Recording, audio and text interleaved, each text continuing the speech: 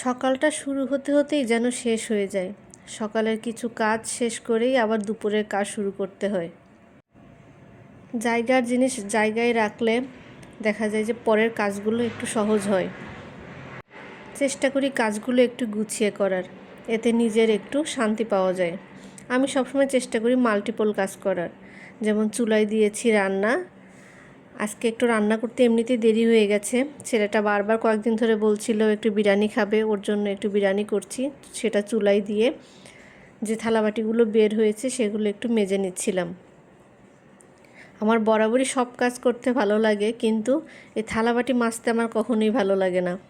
অবশ্য কাজের আপা আসে, সকালে মেজে দিয়ে যায়, কিন্তু পরে যখন আবার দুপুরে রান্না করি তখনও তো কিছু থালাবাটি বের হয়, সেগুলো চেষ্টা করি সাথে সাথে ধুয়ে রাখার।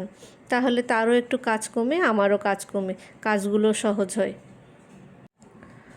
ছোট ছোট কাজগুলো যখন এগিয়ে রাখি তখন মনে হয় যে পরের বেলাটা একটু আরাম করব, শান্তি করব। কখনো কখনো করা হয়, কখনো কখনো আবার অনেক কাজে আটকে যাই। এভাবেই চলছে জীবন। সবার জীবন আসলে এভাবেই চলে।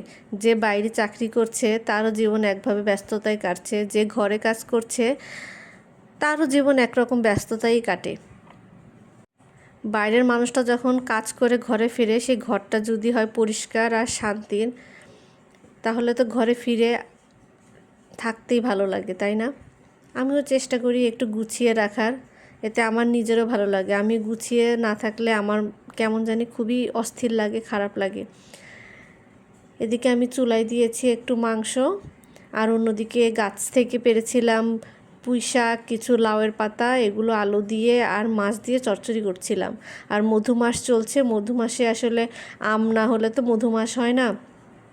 সব কাজ শেষ করতে করতে বারান্দায় গিয়ে দেখি প্রচণ্ড বাতাস হচ্ছে আর আকাশ জুড়ে মেঘ। সেই মেঘটা ধরে রাখার জন্য একটু ভিডিও না করলেই হয় না। এত মেঘের ভিডিও করি, তারপরেও মাঝে মাঝে আসলে লোভ সামলাতে পারি না। আকাশটা দেখতে এত সুন্দর হয়, ভয়ের চেয়ে তখন লোভটা বেশি হয় এটা ভিডিও করার। প্রকৃতির এই খেলা দেখতে সবসময়ই ভালো লাগে। কখনো মেঘ, কখনো বৃষ্টি, কখনো রোদ্দুর, এর মধ্যেই আমাদের বেঁচে থাকতে হয়।